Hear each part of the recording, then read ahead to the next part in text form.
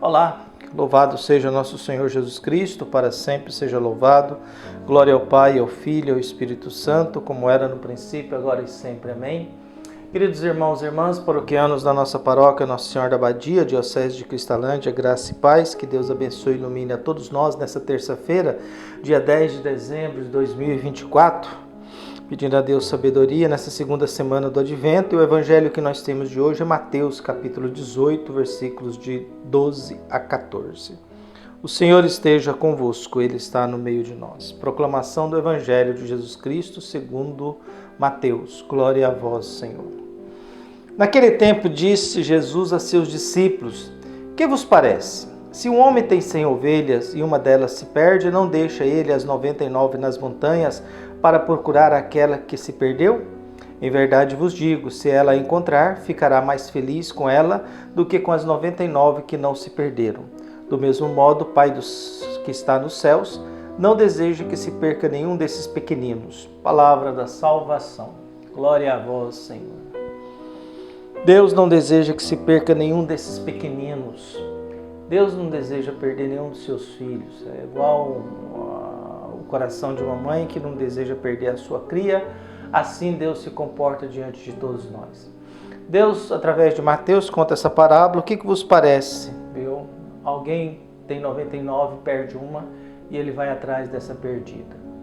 Viu? É muito interessante que salvar alguém dá mais alegria do que aqueles que não precisam de salvação, né?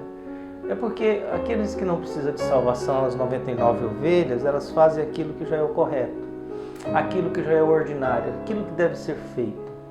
Mas recuperar uma vida perdida dá muito mais alegria, porque a gente recuperou uma vida perdida. E isso é sagrado e isso é bonito. Por isso Jesus vai orientando para que a gente não perca ninguém.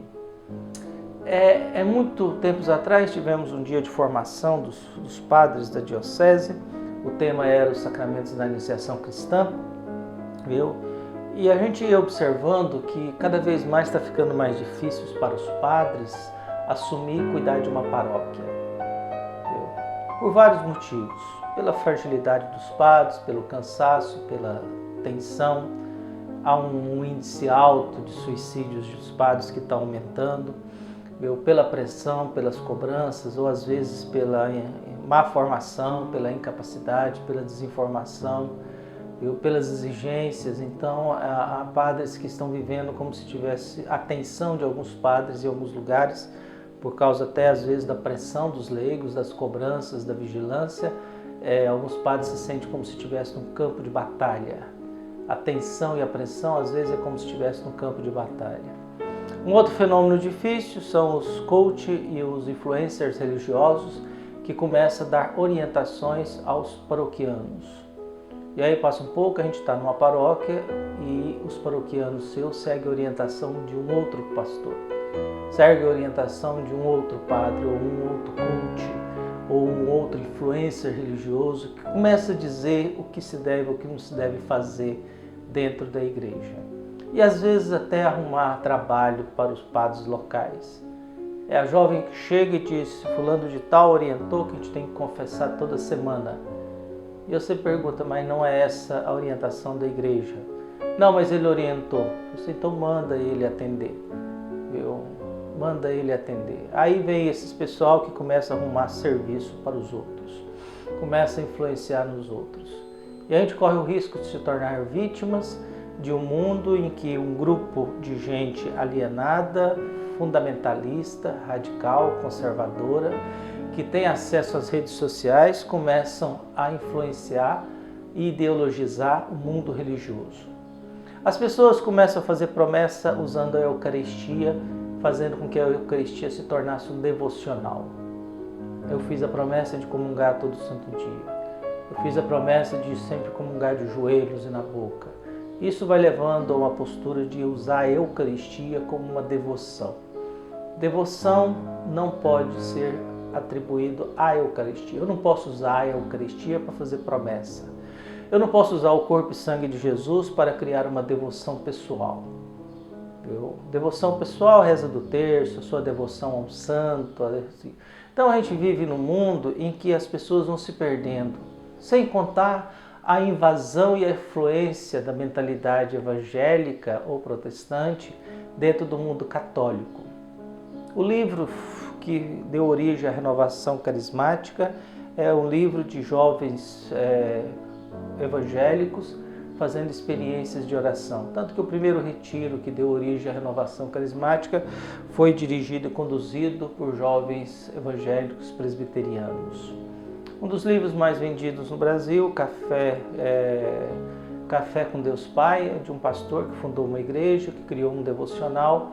E passa um pouco nós, católicos, estamos nos alimentando de uma religião, de uma oração, de uma maneira de pensar, perdendo a nossa identidade católica e vivendo sobre a espiritualidade dos evangélicos e dos protestantes, pentecostais e tantas outras ramificações por aí.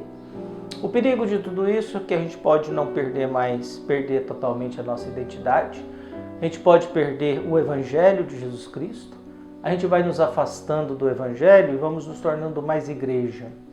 Mas não uma igreja da misericórdia, mas uma igreja da lei, uma igreja da exigência, uma igreja em que os sacramentos vão se tornando para pouquíssimos, porque as regras, os pedidos e as normas, as exigências da igreja fundamentada em catecismo e direito canônico, que é algo produzido dentro de um contexto europeu, de uma igreja europeia, que não contempla o mundo dos pobres, abandonados, sem religião e sem igreja, sem presença religiosa, a gente vai colocando cada vez menos pessoas perto do sacramento.